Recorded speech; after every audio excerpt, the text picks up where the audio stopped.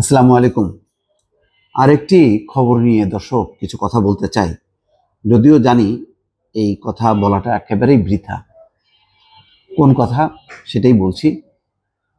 জাতিসংঘ বিশেষজ্ঞ বলেছেন ইসরায়েলের সঙ্গে সব ধরনের বাণিজ্য বন্ধ করুন। এটি তিনি আহ্বান জানিয়েছেন।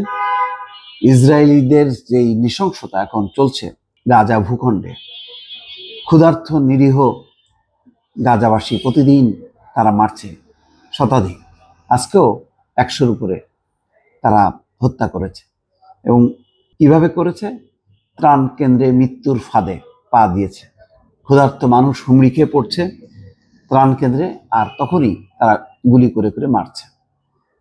তো এইসব পরিস্থিতিতে তাদের সঙ্গে বাণিজ্যিক, আর্থিক, সামরিক সকল ধরনের সহযোগিতা ছিন্ন করার আহ্বান জানিয়েছে জাতিসংঘের এই বিশেষজ্ঞ। অধিকৃত ফিলিস্তিনি ভূখণ্ড বিষয়ক জাতিসংঘের বিশেষ রেপোর্টিয়ার ফ্রান্সেস্কা আলবানিজ ইসরায়েলের সঙ্গে সব ধরনের বাণিজ্যিক এবং আর্থিক সম্পর্ক ছিন্ন করতে বিশ্ব সম্প্রদায়ের প্রতি আহ্বান জানিয়েছেন। এর মধ্যে ইসরায়েলকে দেওয়া আন্তর্জাতিক সহায়তা বন্ধ করা এবং দেশটির উপর পুরোপুরি অস্ত্র নিষেধাজ্ঞা আরোপের বিষয়ও আছে। বৃহস্পতিবার জেনেভায় জাতিসংঘ মানবাধিকার পরিষদে বক্তব্য দেওয়ার সময় আলবানিজ এমন আহ্বান জানান। তিনি ইসরায়েলের অর্থনৈতিক ব্যবস্থাকে গণহত্যার অর্থনীতি বলে আখ্যা দেন। অর্থাৎ ইসরায়েলকে আপনি যত সহযোগিতা করবেন, পশ্চিমা দেশগুলো যেটা করছে, আমেরিকা যেটা করছে, সবগুলো তারা গণহত্যার কাজে ব্যবহার করছে। মানবাধিকার পরিষদে এদিন আলবানিজ নতুন একটি প্রতিবেদন উপস্থাপন করেন।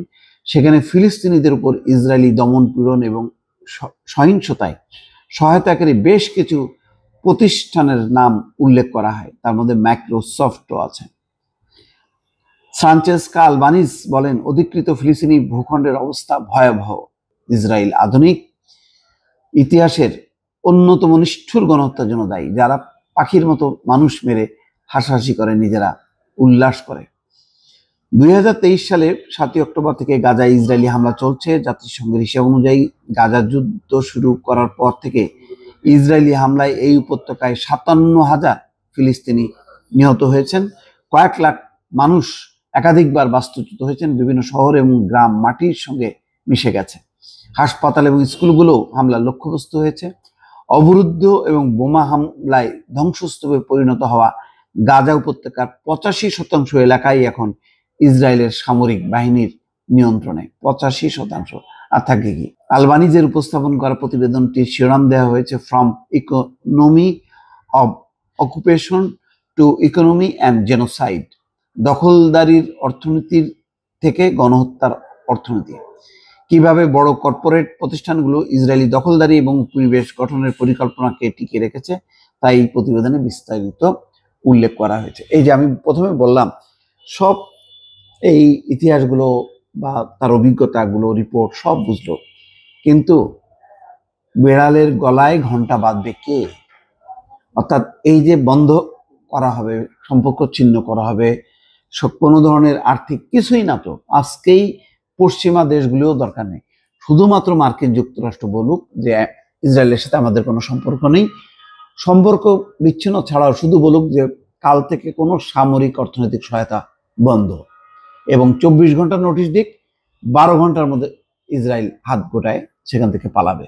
কিন্তু আমেরিকা তো সেটা করবে না। এটাই হচ্ছে বাস্তবতা। এই জন্যই বলছি যে জাতিসংঘ থেকে শুরু করে সারা বিশ্বের বিভিন্ন দেশ যত আহ্বানই জানাক না কেন, এমনকি ইউরোপের 7টা দেশ পর্যন্ত ফিলিস্তিনের স্বাধীন রাষ্ট্র গঠনের সমর্থন জানাইছে, কিন্তু স্পেন সহ আয়ারল্যান্ড কাজের কাজ কিচ্ছু হচ্ছে না, এক মার্কিন যুক্তরাষ্ট্রের কারণে। দর্শক ভালো থাকবেন, আল্লাহ হাফেজ।